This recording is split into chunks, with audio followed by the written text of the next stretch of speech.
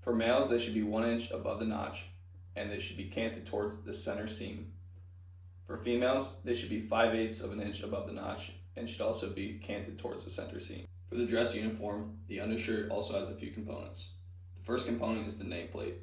The nameplate will be in the same respective spot as it were on the jacket. The next component I will go over is the belt. The belt should form a generally straight line with the seam of the shirt, as shown. The last components I will go over are the pants, shoes, and socks.